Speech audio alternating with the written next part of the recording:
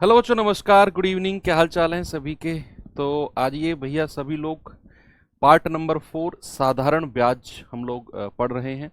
और एक ऐसा चैप्टर जो थोड़ा सा नया आप लोगों के लिए हो सकता है, लेकिन जिस तरीके से हम लोग इसे पढ़ रहे हैं, और मुझे नहीं लगता कि आप लोगों को इसमें कोई प्रॉब्लम आ रही होगी, क्योंकि मैं हर टाइप में नंबर ऑफ क्वेश्चंस मैक्सिमम लेकर चल रहा हूं, ताकि आपकी प्रैक्टिस, आपका कॉन्फिडेंस इस चैप्टर में बरकरार रहे। तो अभी अभी इसमें लगभग 2 क्लास और लगेंगी, इंक्लूडिंग आज की क्लास और कल की क्लास, है ना। हो सकता है कि कल ये चैप्टर हमारा कंप्लीट हो जाए, मतलब नेक्स्ट क्लास में। तो इसके बाद में बचेगा चक्रवर्ती ब्याज, और फिर time, speed and distance arithmetic का पार्ट बचेगा, उसे भी हम next week to next week में तो चक्रवर्ती ब्याज हमारा कंप्लीट हो जाएगा, जो अब आ रहा है। और उससे नेक्स्ट वीक में हमारा समय चाल दूरी और पाइप सिस्टम खत्म। तो अगर मैं आपसे कहूं तो इस मंथ हम अर्थमेटिक कंप्लीट कर देंगे, और जो हमारा नेक्स्ट मंथ है यानी कि जून जून में आपका जो एडवांस मैथ का पार्ट है उसे मैं कंप्लीट करने की कोशिश करूंगा। तो जून लास्ट या जुलाई फर्स्ट वीक तक आपका सिलेबस कंप्लीट हो जाएगा, ठीक है। जुलाई फर्स्ट वीक आप मानकर चलो कि जुलाई फर्स्ट वीक में सिलेबस कंप्लीट, फिर आप अपना रिवीजन कर सकते हो, और उसे आप अपने अकॉर्डिंग सेट कर सकते हो कि किस तरीके से कैसे पढ़ना है। तो चलिए शुरू करते हैं भाई अपनी क्लास को। टाइप नंबर 3 हम लोगों का चल रहा था, जिसमें ये क्वेश्चन आप जल्दी से मुझे करके बता दो क्या होगा। करिए बच्चे इस सवाल को जरा।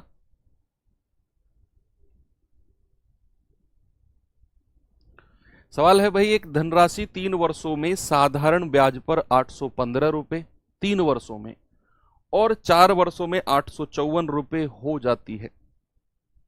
तो बताओ वह धनराशि क्या होगी। जो वो पैसा है, मूलधन है, वो कितना होगा। तो अगर मैं ये कहूं कि 3 वर्षों में, भाई 3 वर्ष में कितना हुआ है पैसा। कल लास्ट में ऐसा ही क्वेश्चन किया था ना एक। 3 वर्ष में हुआ है 815 रुपए, और 4 वर्ष में कितना हुआ है। आप कहेंगे सर 4 वर्ष में हुआ है 854 रुपए। कल मैंने आपको एक बात डिस्कस की थी आपके साथ कि जो हमारा मूलधन है, जो हमारा प्रिंसिपल है, वो कभी भी चेंज नहीं होता है, कभी चेंज नहीं होगा। सर पेपर जून में हुआ तो पेपर होगा ही नहीं, जून में हुआ तो क्या है। 4 जून को तो इलेक्शन के रिजल्ट आने हैं, उससे पहले तो कुछ कोई मतलब ही नहीं है पेपर होने का। उसके भी 10-15 दिन बाद सरकार शपथ ग्रहण होगा, तब तक भी कोई नोटिफिकेशन आने की संभावना नहीं। तो जून जून तो पूरा भूल ही जाओ। जून जून लास्ट तक तो सरकार बिजी रहेगी, फिर कहीं जुलाई में जाकर काम होने शुरू होंगे। और रेलवे इतना एक्टिव नहीं है कि भाई साहब काम शुरू हुआ और तुरंत आपका नोटिफिकेशन दे दिया एग्जाम का, नहीं। अगर आपका एग्जाम हुआ तो मैं आपको लगभग अगर बताऊं ना, तो अगस्त लास्ट में जाकर होगा, सितंबर शुरू में। अगर आयोग ने बहुत ज्यादा तेजी दिखाई तब भी, बहुत ज्यादा तेजी दिखाई तब भी, तो अगस्त लास्ट में होगा। प्रॉपर 2 महीने आपको रिवीजन के मिलेंगे, अगर आयोग ने बहुत जल्दी दिखाई तब की बता रहा हूं मैं। तो 3 वर्ष में 815 रुपए, और 4 वर्ष में 854 रुपए। मैंने कहा जो प्रिंसिपल है, जो मूलधन है, वो कभी चेंज होता ही नहीं है ना। यानी कि पैसा 815 से 854 हुआ, तो कितना बढ़ा है। आप कहेंगे 14 में से 5 गए 9, 4 में से 1 गया 3, यानी कि जो ये 39 रुपए बढ़े हैं ना भैया, ये ब्याज के बढ़े होंगे, ये ब्याज के बढ़े होंगे। तो यहां आप समय का डिफरेंस कितना है, 1 वर्ष। यानी कि मैं ये कह सकता हूं कि 1 साल में इतना रुपया ब्याज बनता है, 1 वर्ष में कितना ब्याज बनता है, 1 ईयर में 39 रुपीज, 39 रुपीज ब्याज बनता है 1 साल में। आपसे पूछ रहा है धनराशि क्या है। आप मुझे एक बात बताओ, 815 रुपया मिश्र धन है, अमाउंट है, और ये 3 साल में मिश्र धन बनता है 815, 3 साल में। अगर मैं इस 815 रुपए में से 3 साल का ब्याज हटा दूं, 3 साल का ब्याज हटा दूं, तो क्या मुझे मूलधन मिल जाएगा? यस। तो 1 साल का ब्याज 39 रुपए, तो प्यारे भाई 3 साल का ब्याज कितना होगा? आप कहेंगे कि सर 3 साल का होगा 3 × 39 यानी कि 117 रुपए। ये 3 साल का ब्याज आपको मिल गया, 3 साल का ब्याज 117 रुपए।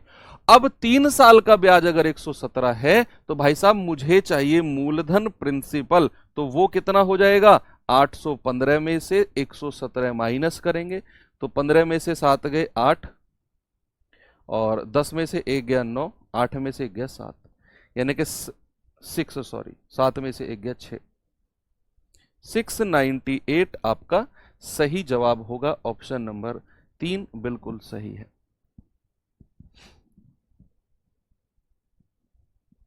हो गया, आराम से आ गया।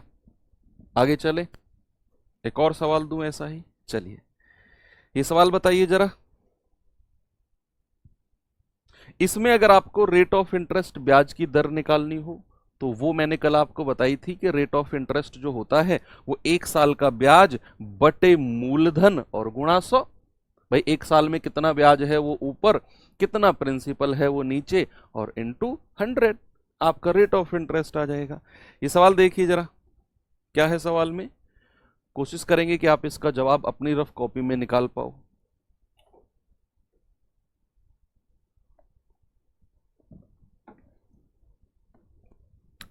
किसी निश्चित धनराशि का एक निश्चित दर पे 3 वर्ष के बाद परिपक्व मान 8255 रुपीज एंड 5 वर्ष के बाद 9425 है, प्रति वर्ष ब्याज बताना है।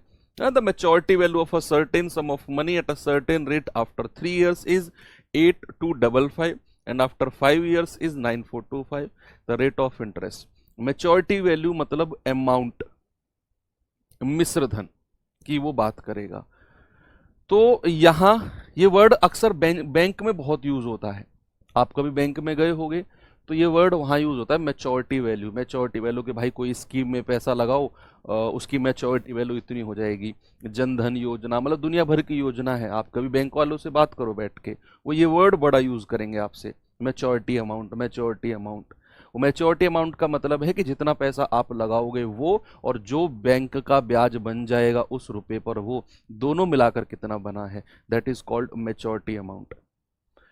आपसे कह रहा है 3 वर्ष में, 3 वर्ष में वो पैसा कितना हो गया है, मिश्रधन अमाउंट कितना हो गया है 8255, और 5 साल में कितना हो गया है, 5 वर्ष में कितना हो गया है, 5 वर्ष में हो गया है 9425। ये 5 साल में हो गया है, ठीक है, ओके। अब मैंने कहा कि यार कभी चेंज नहीं होता है मूलधन यानी कि प्रिंसिपल। यहां जो चेंज हुआ क्या है, 5 में से 5 गया 0, 12 में से 5 गए 7, 3 में से 2 गया 1, 9 में से 8 गया 1, यानी कि यहां जो 1170 रुपए बना, ये समय का डिफरेंस कितना है, 2 वर्ष। भाई साहब ये 2 साल का ब्याज होगा, 2 साल का इंटरेस्ट होगा। सर इसमें सिंपल इंटरेस्ट तो नहीं लिखा है? हाँ नहीं लिखा, लेकिन एग्जाम में लिख के आएगा, लिख के आएगा। यहाँ जब हम सिंपल इंटरेस्ट पढ़ रहे हैं तो सिंपल इंटरेस्ट का क्वेश्चन है, लेकिन एग्जाम में लिख के आएगा। तो 2 साल का हमारा जो ब्याज है वो 1170 रुपए है, 2 साल का। तो 2 साल का सिंपल इंटरेस्ट कितना हुआ, 1170 रुपए। 1 साल का सिंपल इंटरेस्ट कितना होगा, 1170 बटे 2, यानी कि 2 पंजे 10, 2 अट्ठे 16, 2 पंजे 10, 585 रुपए। ये 1 साल का साधारण ब्याज है। हमें अगर रेट ऑफ इंटरेस्ट ब्याज की दर निकालनी है तो 1 साल का ब्याज हमको चाहिए और मूलधन प्रिंसिपल चाहिए, है ना। अब 1 साल का ब्याज तो हमने निकाल लिया, अब हमारी बारी है प्रिंसिपल निकालने की। बच्चे ये 8255 रुपए जो है ये 3 साल का मिश्र धन है। अगर मैं 3 साल का ब्याज इसमें से हटा दूं तो मेरे पास प्रिंसिपल यानी कि मूलधन होगा। तो 1 साल का ब्याज इतना, तो 3 साल का ब्याज बताना जरा कितना होगा। आप कहेंगे 3 गुणा 585, तो 3 पंजे 15, 3 अट्ठे 24 और 1 25, 3 पंजे 15 और 2 17, यानी कि 1755 रुपए जो है ये 3 साल का ब्याज है। और अगर हमें मूलधन यानी कि प्रिंसिपल चाहिए तो बच्चे 8255 में से 1755 माइनस कर देंगे, तो लास्ट में 2 जीरो, 12 में से 7 गए 5, 7 में से 1 गया 6, ये 6500 रुपये मूलधन आ गया। अगर हमें ब्याज की दर यानी कि रेट ऑफ इंटरेस्ट चाहिए ना, तो 1 साल का ब्याज 585 बटे मूलधन यानी कि 6500 और इंटू 100। आप जल्दी से निकाल सकते हैं कि 2 जीरो से 2 जीरो गया, 13 पंजे 65, 13 चौके 52, 13 पंजे 65 और 5 नाम 45, यानी कि हमारा जवाब कितना आ गया 9%। जो ब्याज की दर है कितना है 9%। ठीक है, कोई दिक्कत है इसमें? नहीं है ना, बात क्लियर हो गई। ऐसे तो कई सवाल कल से हम करते आ रहे हैं, तो ये चीज अब आप कर चुके हो। चलो इसमें एक अच्छे लेवल का क्वेश्चन भी आपको मैं करा देता हूं, फिर टाइप चेंज करते हैं।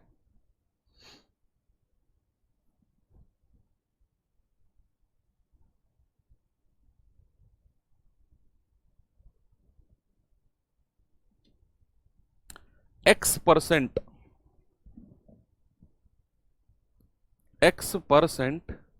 वार्षिक साधारण ब्याज की दर पर कोई निश्चित राशि 3 वर्ष में 81,840 रुपए और 5 वर्ष में 92,400 रुपए हो जाती है। अगर यहां कह रहा है ना हो जाती है, मतलब ये अमाउंट की बात कर रहा है, मिश्र धन की बात कर रहा है। फिर कह रहा है यदि ब्याज की दर, सवाल थोड़ा अच्छा है, यदि ब्याज की दर x + 2% हो जाए तो कितने वर्ष में वही राशि स्वयं का दोगुना हो जाएगी। ये बाद की बात है, पहले तो ब्याज की दर हमें निकालनी है।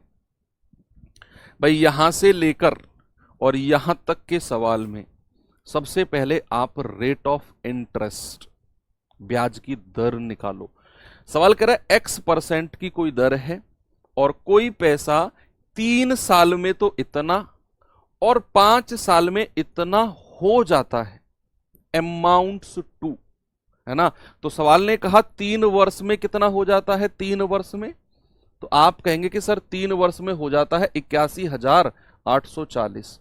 और फिर उसने कहा 5 वर्ष में, तो बच्चे 5 वर्ष में कितना हो जाता है, 5 वर्ष में हो जाता है 92,400।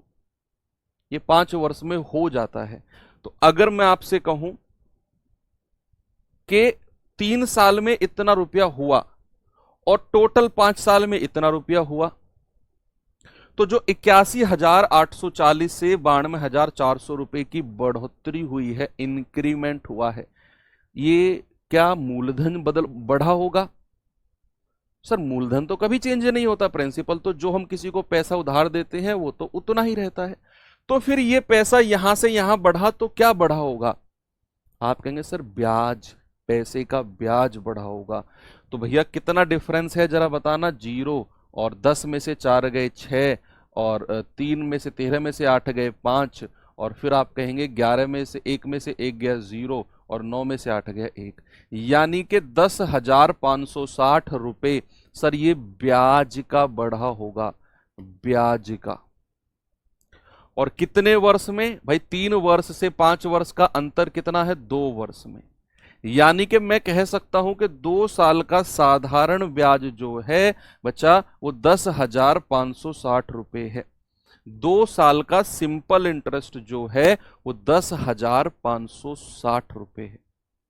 हमें निकालना क्या है, ब्याज की दर। तो हमें 1 साल का ब्याज चाहिए, तो 1 साल का साधारण ब्याज कितना हो गया? आप कहेंगे कि सर 10,560 बटा 2, 2 पंजे 10, 2 दूनी 4, 2 अट्ठे 16, 1 साल का ब्याज ये आ गया 5280। अब हमें मूलधन यानी कि प्रिंसिपल चाहिए। अब मेरे पास ये 81,840 जो है ये 3 साल का मिश्रधन यानी कि अमाउंट है। अगर मैं 3 साल का ब्याज इसमें से हटा दूं तो 3 साल का ब्याज कितना है? 3 साल का ब्याज होगा 5280 और गुणा 3, तो 0 3 अट्ठे 24, 2 3 दूनी 6 और 2 8, 3 पंजे 15, यानी कि 15,840 जो है ये 3 साल का ब्याज है।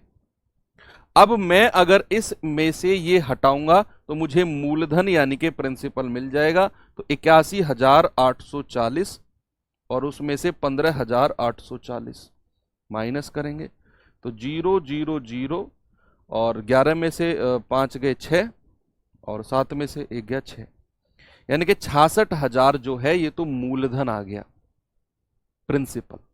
अब हमारा रेट ऑफ इंटरेस्ट आएगा और जो रेट ऑफ इंटरेस्ट होगा वही एक्स की वैल्यू हो जाएगी। तो यहां से बच्चे अगर मैं रेट ऑफ इंटरेस्ट निकालूंगा तो 1 साल का ब्याज कितना है 5280, प्रिंसिपल कितना है 66,000 और गुणा 100, 3 जीरो से 3 जीरो उड़ा दो, 11 से कटेगा क्या ये 11 छिक्के 66, 11 चौक 44, 11 अट्ठे 88 और 6 8 48, यानी कि हमारा जो रेट ऑफ इंटरेस्ट है वो 8% आ गया।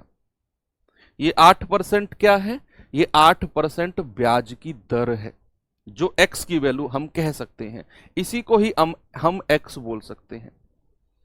अब तक जो सवाल हमने करे थे वो यहीं तक थे, लेकिन इसमें उसने थोड़ा सा और कहा। उसने कहा अगर ब्याज की दर x प्लस 2% हो जाए, बच्चे x प्लस 2% का मतलब है कि x की वैल्यू मेरी अगर यहां 8 आई है तो ब्याज की दर कितना होगी 10%, नई ब्याज की दर कितनी हो जाएगी 10%।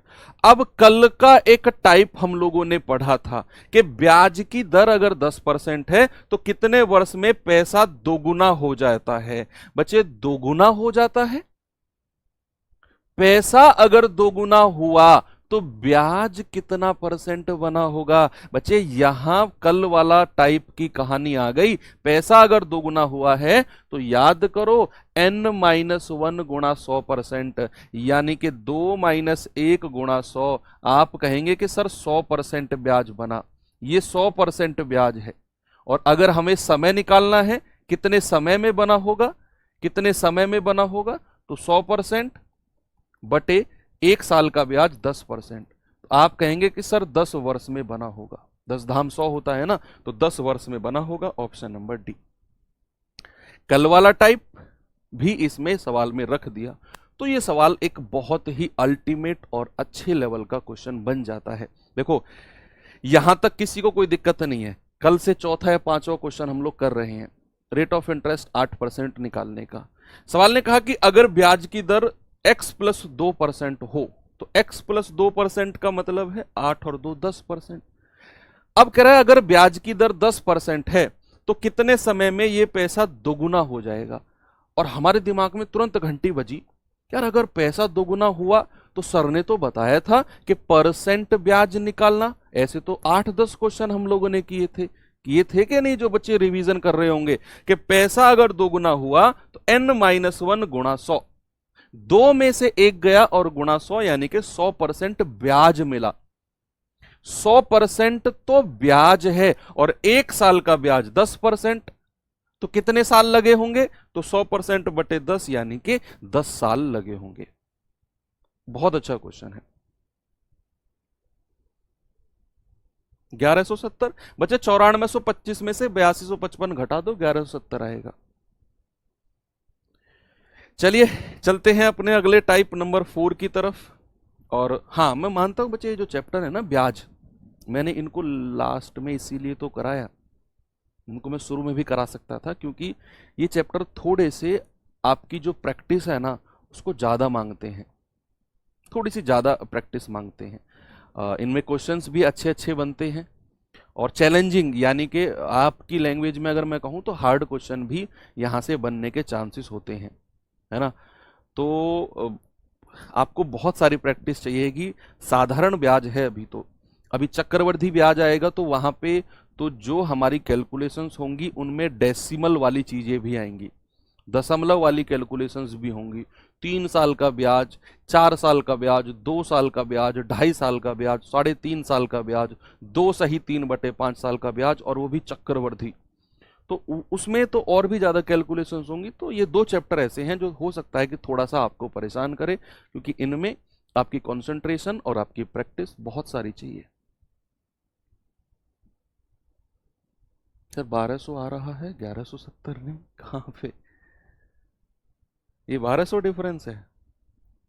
घटा के देखो यार, तुम लोग लिखने से बढ़िया है कि अपनी रफ कॉपी में अगर तुम कर लोगे ना तो हो सकता है कि तुम्हें इतना सारा टाइप करने की जरूरत ना पड़े। चलो आ जाओ भाई इस सवाल पे।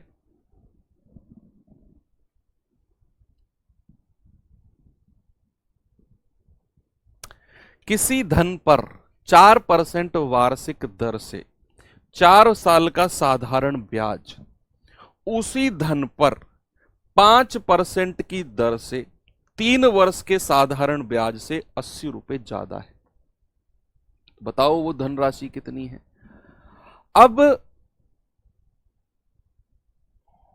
हम लोग क्या कर रहे थे पहली क्लास में कि जो ब्याज की दर थी, रेट ऑफ इंटरेस्ट, उसको अगर मैं समय से गुणा कर दूं, मान लो ब्याज की दर 10% है और मैंने कहा समय 3 साल है। मैंने कहा बताओ 3 साल का ब्याज कितना बनेगा। आप कहेंगे 10 × 3। सर टोटल जो ब्याज बनेगा वो 30% बनेगा। और वो 30% किसका? प्रिंसिपल का, यानी कि मूलधन का। अब सवाल ने कहा किसी धन पर, कोई मूलधन है, उस मूलधन पर 4% वार्षिक की दर से 4 साल का जो हमें साधारण ब्याज है हमारा, वो उसी धन पर यानी कि जो मूलधन पहले था वही मूलधन पर 5% की दर से 3 वर्ष के साधारण ब्याज से 80 रुपए ज्यादा है।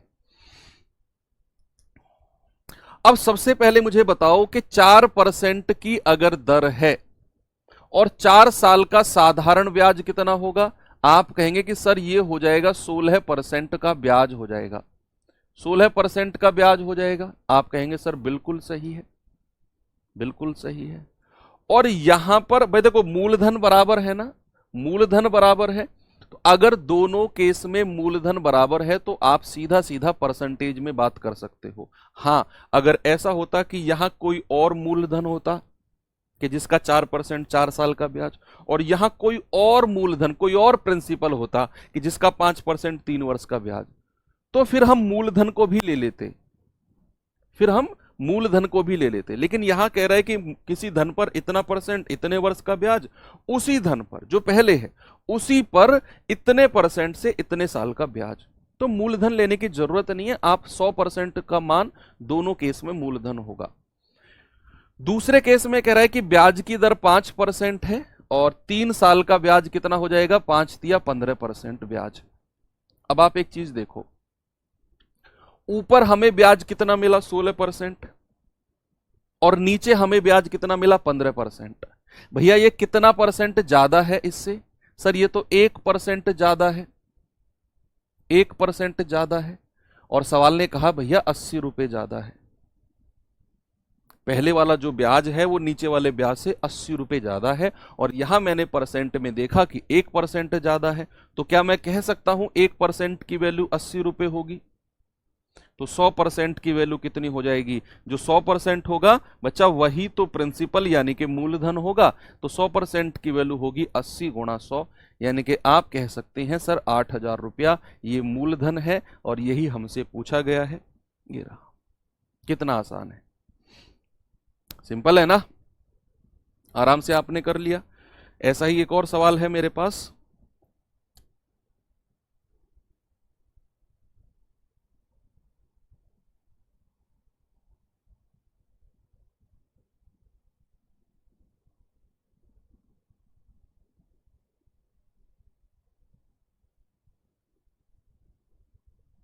यस, ये सवाल देखिए जरा।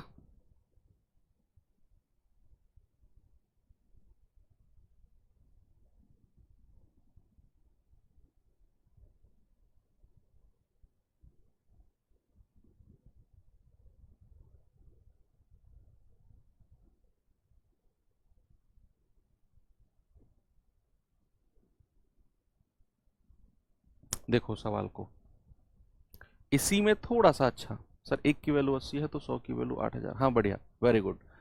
सवाल करे कि एक व्यक्ति ने 6500 रुपए की धनराशि X% की वार्षिक साधारण ब्याज की दर पे, भाई 6500 रुपया तो इतने परसेंट X% पर लिए, और 7500 रुपए की धनराशि X-2% की साधारण ब्याज की दर पर निवेश किया।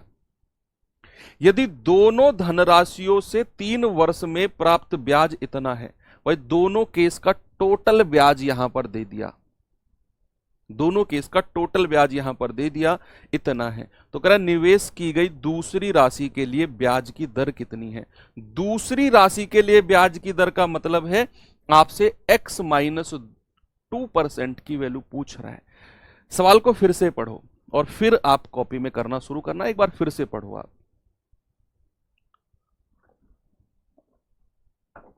देखो उसने कहा भाई एक 6500 रुपए है। देखो एक बात तो हम जानते हैं कि साधारण ब्याज जो होता है बच्चे वो मूलधन गुणा दर गुणा समय बटे 100 होता है, सभी जानते हैं, दुनिया जानती है इस बात को, ठीक है।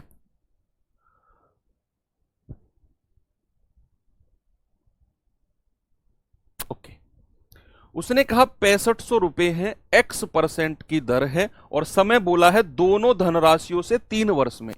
पहली वाले जो 6500 रुपए है वो भी 3 साल के लिए दिया गया और जो 7500 रुपए है वो भी 3 साल के लिए दिया गया। दोनों धनराशि 3-3 साल के लिए दी गई है बराबर समय के लिए। तो पहली धनराशि से ब्याज कितना मिलेगा भाई, मूलधन गुणा दर, दर तो x माना है, गुणा समय 3 साल है और बटा 100। दूसरी धनराशि कितनी है 7500, दर कितनी है यहां x माइनस 2%, समय कितना है इसका भी 3 साल है और बटा 100 और दोनों से मिलाकर ब्याज कितना मिला है 3750।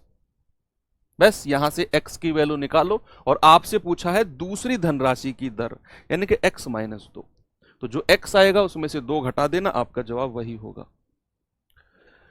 तो यहां आप कहेंगे कि सर 2 जीरो से 2 जीरो गया, इन 2 जीरो से ये 2 जीरो गया, तो 65 तिया कितना होता है 195 195 x प्लस 75 तिया कितना होता है बच्चे 225 और x माइनस 2 बराबर 3750।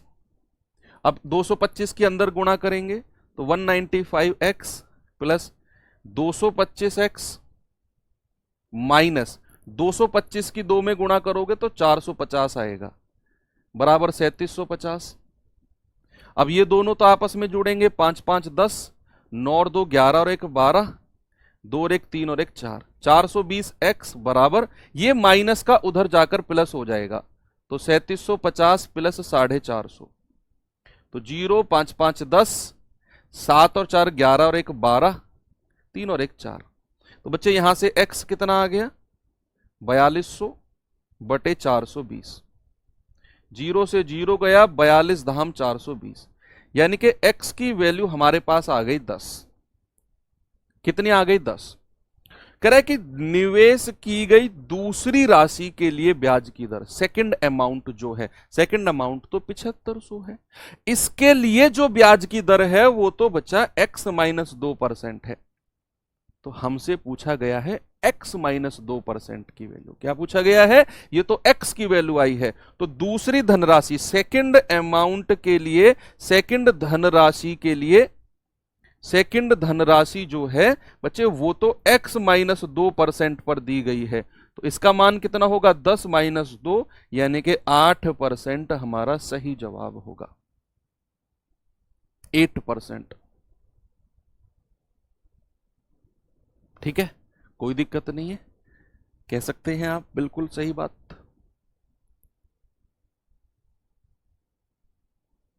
आगे चलें, यस चलो आगे चलते हैं।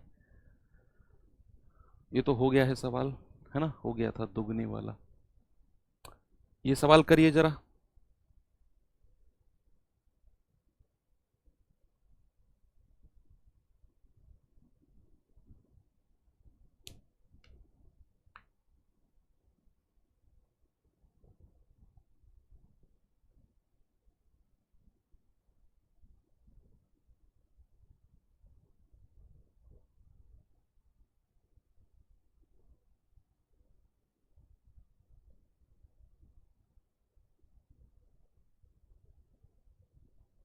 चलो सवाल है, जब किसी राशि को 5 साल के लिए निवेश किया गया, 5 साल के लिए, तो राशि 3640 रुपए हो जाती है।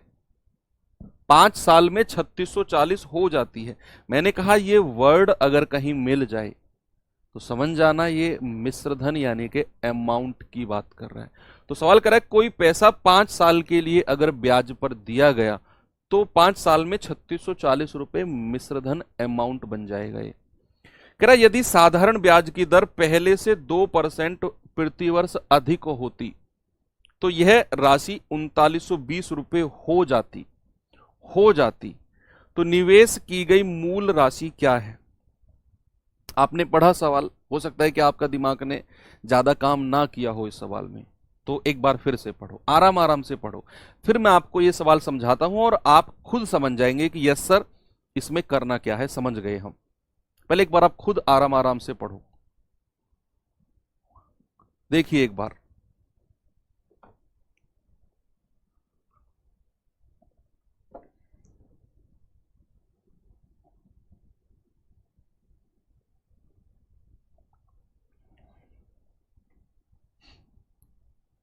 पढ़ा भाई?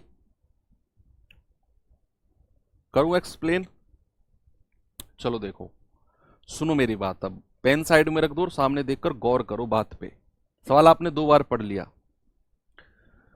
मुझे एक बात बताओ कि कुछ ब्याज की दर रही होगी, कुछ रेट ऑफ इंटरेस्ट रहा होगा, जिस ब्याज की दर पे ये पैसा 5 साल में 3640 रुपए हो गया।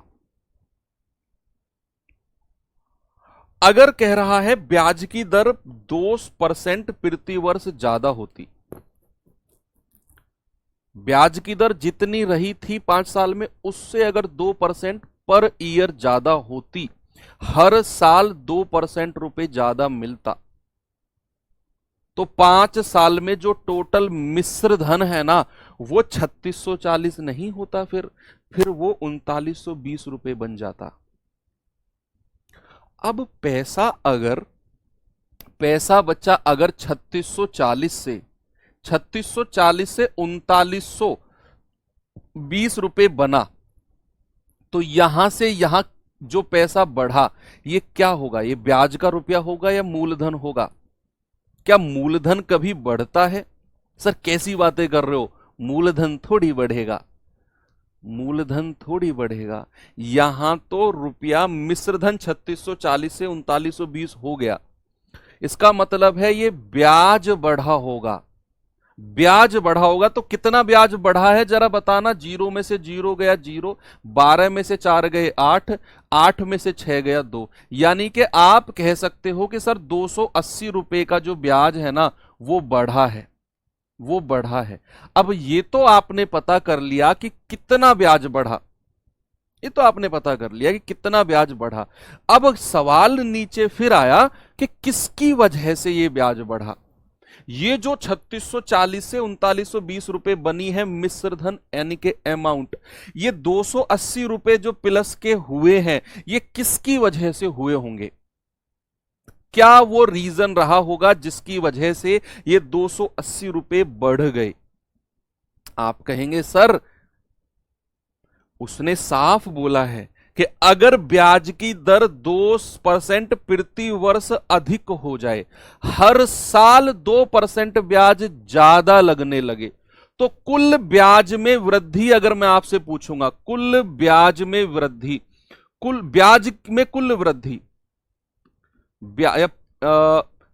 हाँ ये कह सकते हैं ब्याज में कुल वृद्धि, अगर मैं आपसे कहूंगा टोटल इंक्रीज इन इंटरेस्ट, ब्याज में कुल वृद्धि अगर मैं आपसे कहूंगा तो आप कहेंगे कि सर 1 साल में 2% ब्याज बढ़ेगा, 1 साल में 2%, और कितने वर्ष का बात कर रहा है वो 5 साल का कर रहा है, तो 5 साल में टोटल वृद्धि कितनी हो जाएगी सर? 10% की वृद्धि हो जाएगी, 10% की वृद्धि, 10% का इंक्रीज टोटल। ये 2% तो 1 साल में बढ़ा रहा है दर को, तो 10 साल में कितना होगा? 5 साल में 2 गुणा 5, यानी कि टोटल 10% ज्यादा ब्याज मिलेगा पूरे 5 साल में। और सवाल कर रहा है 280 रुपए ब्याज ज्यादा मिला है, तो भैया 10% की वैल्यू 280, 1% की वैल्यू कितनी आएगी?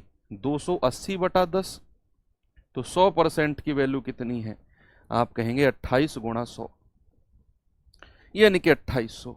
और यही 2800 क्या है बच्चे, यही है मूलधन, क्योंकि 100% की वैल्यू तो मूलधन की होती है। आपका जवाब है ऑप्शन नंबर 4। अच्छा क्वेश्चन है, ऐसे क्वेश्चंस भी बनते हैं एग्जाम में, इनकी तो प्रैक्टिस बच्चे आपने करनी है। ये सवाल देखिए, बताएंगे जरा इसका जवाब, ये करिए। हाँ ये सवाल करिए, फिर उसको बाद में करते हैं।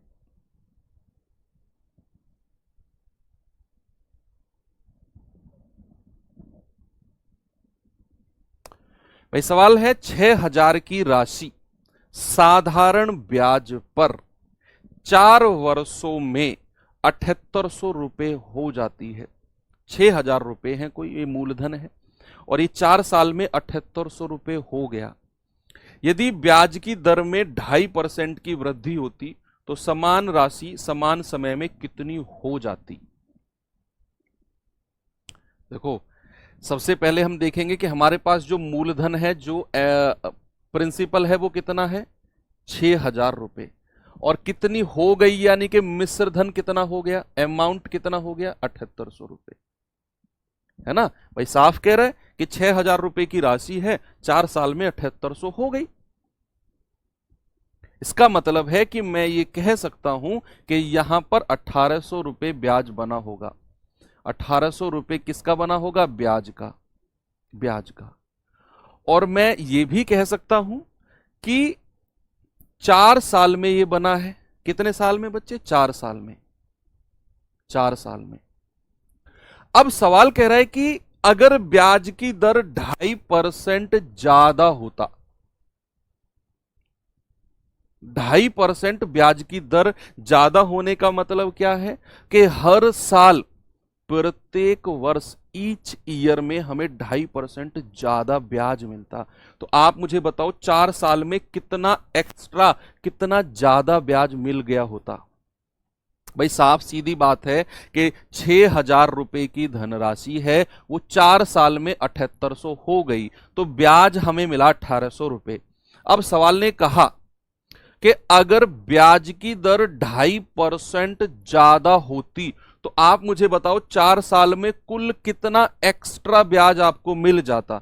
एक्स्ट्रा ब्याज कितना मिल जाता, एक्स्ट्रा ब्याज, तो हम कह सकते हैं कि सर 4 साल में 2.5% के हिसाब से 10% ब्याज एक्स्ट्रा मिल जाता, 10% एक्स्ट्रा ब्याज मिल जाता। ये अतिरिक्त ब्याज है जो इससे अलग है। ये तो 6800 बन गए तो 1800 रुपए ब्याज है, ठीक है, इसमें तो कोई दिक्कत नहीं है। ये कह रहा है कि अगर एक कंडीशन अलग से बन जाए कि 2.5% की दर बढ़ जाए, तो 4 साल में तो टोटल 10% ब्याज, 2.5 गुणा 4, 10% ब्याज एक्स्ट्रा मिलेगा। तो 6000 का 10% निकालना जरा, भाई मूलधन का ही तो परसेंट निकालते हैं, तो 10/100। आप कहेंगे सर 600 रुपए एक्स्ट्रा मिलते, 600 रुपए एक्स्ट्रा, तो पुराने ब्याज में जोड़ दो, तो टोटल ब्याज कितना हो जाएगा 1800। या फिर आप इस 7800 में भी जोड़ सकते हो। तो नया मिश्र धन क्या होगा, नया मिश्र धन, नया मिश्र धन हो जाएगा 7800 तो पहले ही था, अब 600 रुपए ब्याज के और बढ़ जाएंगे, तो नया मिश्र धन हो जाएगा 8400।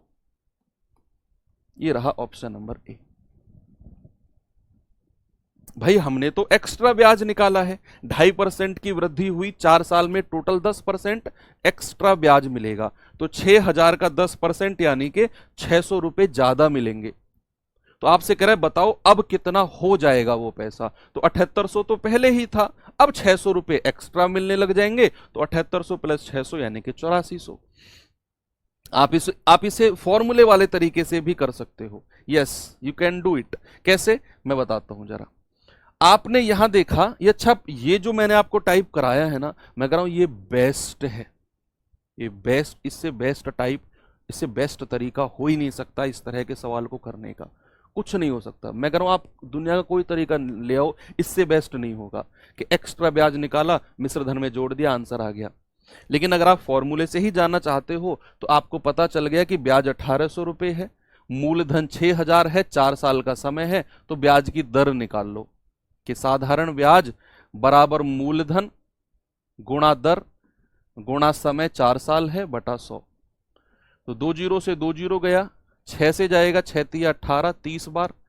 तो रेट ऑफ इंटरेस्ट कितना आ जाएगा, 30/4, यानी कि 15/2, या फिर मैं कह सकता हूं 7.5। 15/2 यानी कि 7.5%। तो ब्याज की दर कितनी आ गई, 7.5%। ये ब्याज की दर है। कह रहा है कि अगर मैं ब्याज की दर को 2.5% बढ़ा दूं तो नई दर कितनी हो जाएगी, नई दर हो जाएगी 7.5 में आप 2.5 और जोड़ दो, सर नई दर हो जाएगी 10%। नई दर हो जाएगी 10%। अब कह रहा है अब बताओ मिश्र धन क्या होगा। अब आपके पास मूलधन कितना है बच्चे, अब नया ब्याज मैं निकाल रहा हूं, मूलधन 600 रुपए है, 6000 सॉरी, दर कितनी है 10, समय कितना है वही 4 साल और बटा 100। मैं नया ब्याज निकाल रहा हूं। अब ये गया 6 चौके 24, 100 रुपए, यानी कि हमारे पास नया ब्याज आ गया 2400 रुपए। 2400 रुपए नया ब्याज है। तो नया मिश्रधन क्या हो जाएगा, नया मिश्रधन क्या हो जाएगा, 6000 में 2400 जोड़ दो, 6000 में ये 2400 जोड़ दो, आप कहेंगे सर 8400 रुपए। ये नया मिश्रधन है भाई, 6000 मूलधन है, उसी में ही तो 2400 रुपए ब्याज जोड़ेंगे, तभी तो नया मिश्रधन मिलेगा 8400। ये आ गया। ये तरीका आपका फॉर्मूला वाला है जिसे आप कर सकते हो, और ये वाला तरीका एक्स्ट्रा ब्याज निकालकर मिश्रधन में पुराने वाले में जोड़ दिया, ये आपका पहला तरीका है। ठीक है, आप दोनों पे गहन अध्ययन करना जब आप अपना रिवीजन कर रहे हो। ये सवाल देखिए जरा, करेंगे बच्चे इस क्वेश्चन को।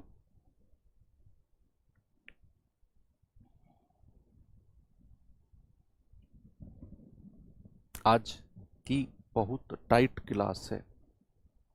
देखो क्लास क्लास होती है बच्चे, टाइट और लूज कुछ नहीं होता। क्लास क्लास होती है, कुछ चैप्टर्स आपको हार्ड लगते हैं, कुछ चैप्टर्स आपको आसान लगते हैं। अगर आप कुछ आसान चैप्टर पढ़ते हो तो आपकी जिम्मेदारी है कि हार्ड चैप्टर भी आपको पढ़ना है भाई। ऐसा तो नहीं है आसान आसान चैप्टर पढ़ के और सिलेक्शन लिया जा सके, नहीं ना। तो सिलेक्शन के लिए तो हर कंडीशन से गुजरना पड़ेगा, चाहे वो पॉजिटिव कंडीशन हो चाहे वो नेगेटिव हो, हर कंडीशन का सामना करना पड़ेगा।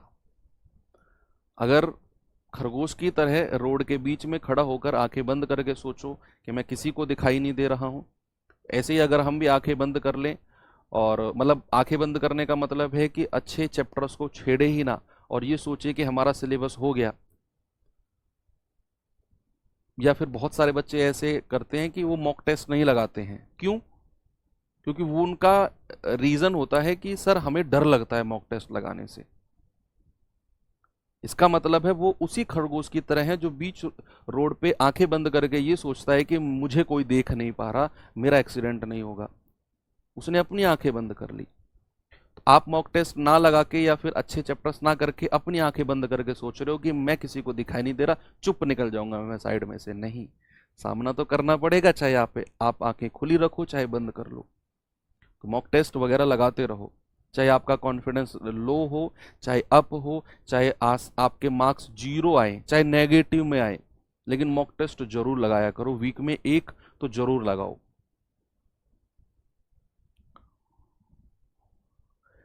देखो कह रहा है 5 वर्ष के अंत में 15,000 की राशि पर प्राप्त साधारण ब्याज 97,50 रुपए है। ये सिंपल इंटरेस्ट मिला है इतना। कह रहा है यदि ब्याज की दर 3% कम हो तो ब्याज कितना होगा। भैया आप मुझे बताओ, 5 वर्ष में 15,000 पर इतना ब्याज मिला है, अगर मैं ब्याज की दर 3% कम कर दूं तो क्या ब्याज मुझे 9750 मिलेगा या इससे कम मिलेगा। सर अगर आप ब्याज की दर को, यानी कि ब्याज की दर को कम करने का पता है क्या मतलब है, कि आप हर साल मिलने वाला ब्याज कम कर रहे हो। तो अगर आप हर साल मिलने वाला ब्याज कम कर रहे हो तो भाई साहब ये 9750 से तो कम ही ब्याज आपको मिलेगा 5 साल में।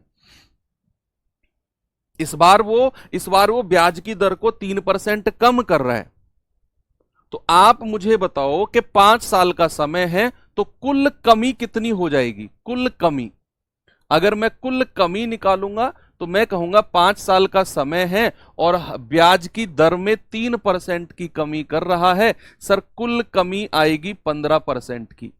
इतनी कमी टोटल आएगी 5 साल में। 5 साल में इतनी जो है ये टोटल कमी है ब्याज में।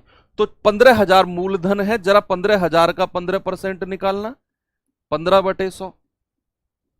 आप कहेंगे 15 गुणा 15 होता है 225 और एक जीरो ये लास्ट में आ जाएगी, यानी कि 2250 रुपए कम ब्याज मिलेगा। 2250 रुपए कम ब्याज मिलेगा पहले वाले में से। तो नया ब्याज क्या हो जाएगा? नया ब्याज आप कहेंगे कि सर 9750 पहले मिल रहा था, उसमें से 2250 हटा दो, सर 7500 रुपए ये नया ब्याज होगा। आप इसे फॉर्मूले से भी कर सकते हो कि भाई साहब आपके पास ब्याज है, 5 साल का समय है और 15,000 मूलधन है, आप ब्याज की दर निकालो, फिर उसमें से 3% घटा के नई दर आपके पास आएगी और फिर आप 5 साल का 15,000 का नया ब्याज निकालो। वो आपके पास फॉर्मूला वाला प्रोसेस है और ये मुझे लग रहा है ये बेस्ट है। आप इसे रिवाइज करोगे तो डेफिनेटली आपको चीजें क्लियर होने वाली हैं। ये तो हो ही गया है, इसको हटा देते हैं। चलिए आ जाते हैं बच्चे अपने अगले और नए टाइप की तरफ, जरा देखते हैं क्या है सवाल में।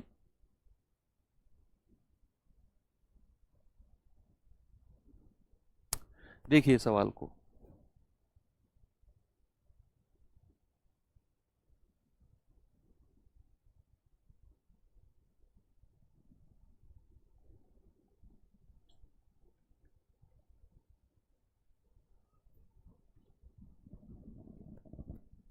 ₹15,000 की धनराशि को आंशिक रूप से यानी कि पार्शियली 12% प्रति वर्ष एवं शेष धनराशि को 10% प्रति वर्ष की साधारण ब्याज की दर पर निवेशित किया जाता है।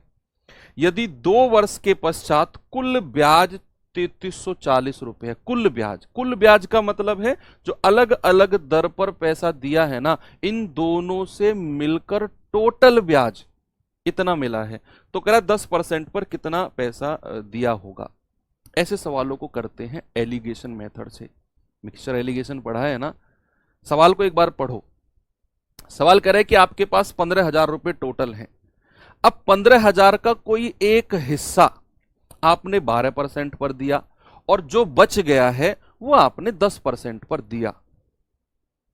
और ऐसा करने पर 2 साल में जो टोटल ब्याज आपके पास आया है ना, 12% और 10% दोनों से जो टोटल ब्याज आया है वो 3340 रुपए है कुल ब्याज।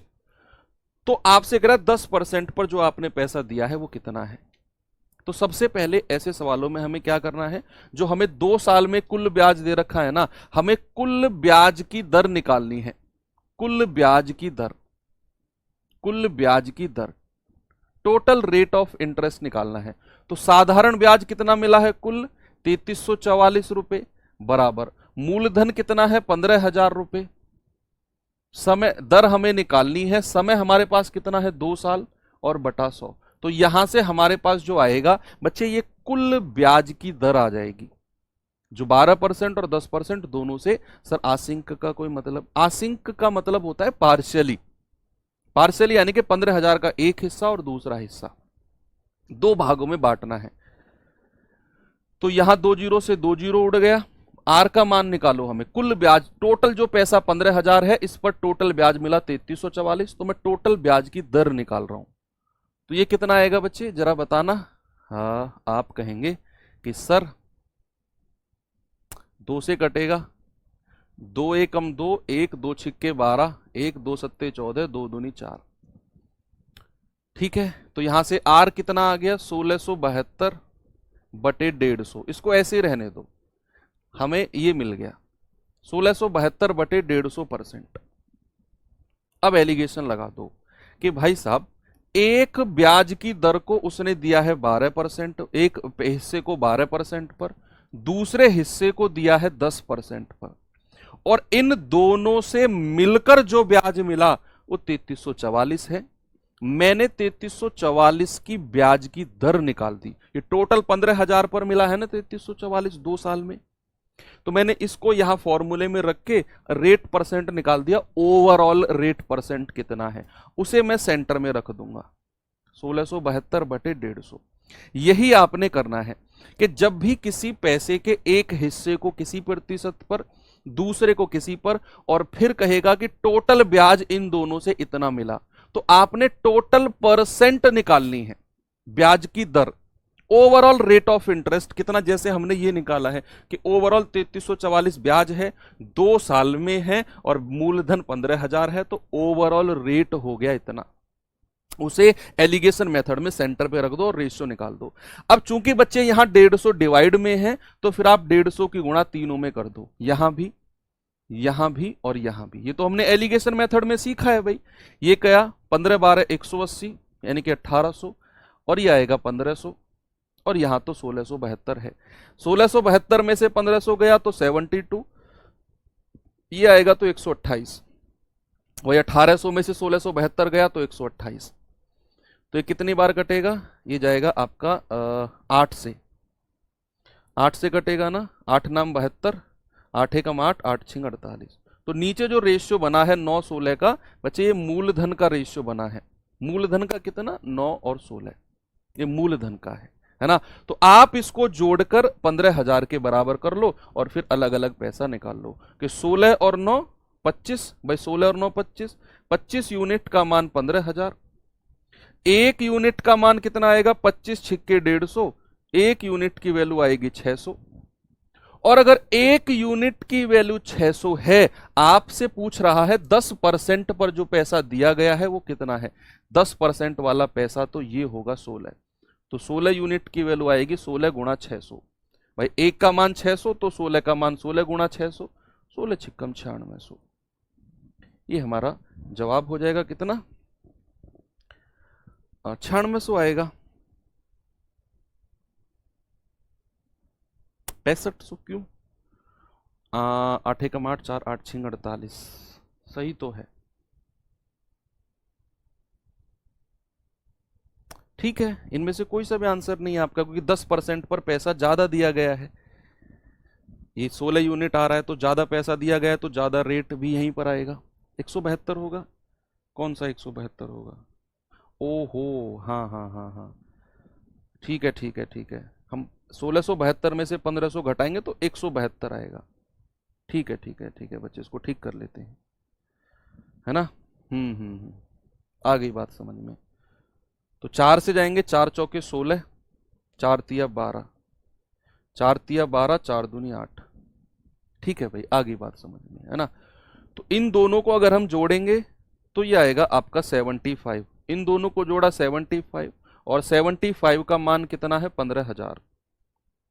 तो एक यूनिट का मान कितना आएगा, 75 दूनी 150 होता है, एक यूनिट का मान 200, तो 32 यूनिट का मान कितना है, 32 गुणा 200 यानी कि 6400। और यही मेरा जवाब है, ऑप्शन नंबर सी। 10% पर,